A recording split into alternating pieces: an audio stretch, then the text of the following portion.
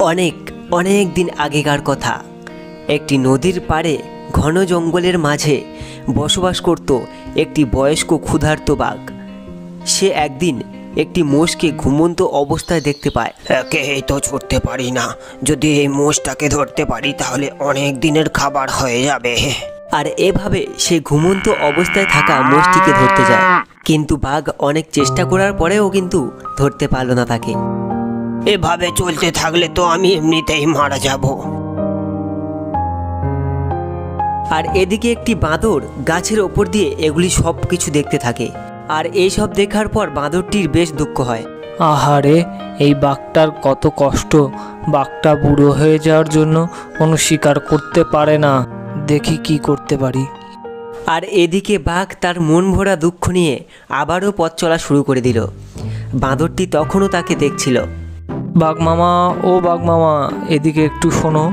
এ কি হাল হয়েছে তোমার? আমি ওপর থেকে সব কিছুই দেখছিলাম। তোমার এরকম দুর্দশা দেখে সত্যি আমার খুব কষ্ট হচ্ছে। এরকম চলতে থাকলে তো তুমি কদিনেই মারা যাবে। আর বলো না বাঁদর ভাইয়া, আমি যে অনেক দিন ধরে কিছুই খাইনি। আমার বয়স এতটাই বেশি যে আমি শিকার করতে পারছি না, তাই আমি অনেক দিন ধরে ক্ষুধার্ত অবস্থায় রয়েছি। আজ একটা মোষকেও ধরতে পারলাম না। সত্যি বাঘ মামা, তোমার দুর্দশা দেখে আমার খুবই কষ্ট হচ্ছে।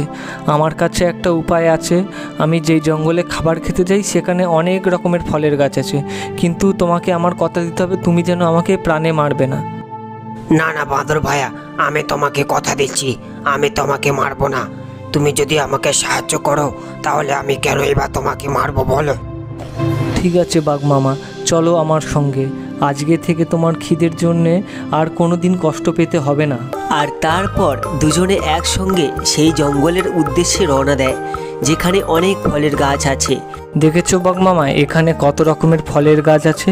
তোমার আর খিদের জন্য কোনো দিনই কষ্ট পেতে হবে না। হ্যাঁ হ্যাঁ বাঁদর ভাইয়া, সত্যি তো এখানে অনেক ফলের গাছ। আমাকে তাড়াতাড়ি খেতে দাও, আমার যে খুব খিদে পেয়েছে বাঁদর ভাইয়া। হ্যাঁ বাঘ মামা, আমি এক্ষুনি গাছে উঠে তোমার জন্য অনেক ফল পেড়ে দিচ্ছি। এই না বাঘ মামা।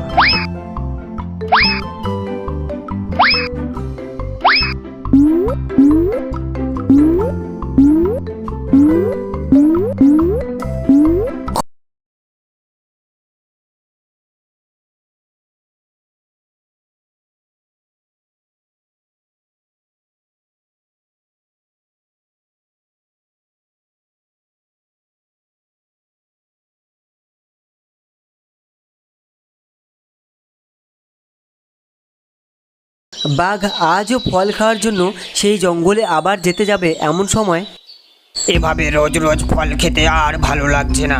ভাবছি যে এবার বাঁদরটাকেই মেরে মাংস খাবো, এটাই ঠিক হবে। আর এই বলার পর বাঘ আবারও চলতে শুরু করে দিল।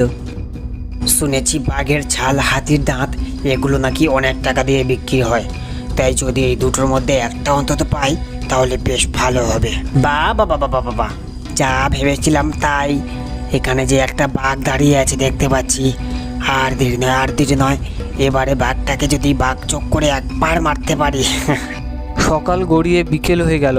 বাঘ মামা যে কোথায় গেল? আমাকে না বলে কি একা একাই চলে গেল? না না না না না, দেখছি আর সময় নষ্ট করে লাভ নেই। এটাই সব থেকে বড় সুযোগ। বাঘটা যে এখন খাচ্ছে, এবারে আমি বরঞ্চ তীরটা ছুঁড়ে দিই। কোথায় যে গেল বাঘ মামা? একটু চারিদিকে ভালো করে দেখি তো।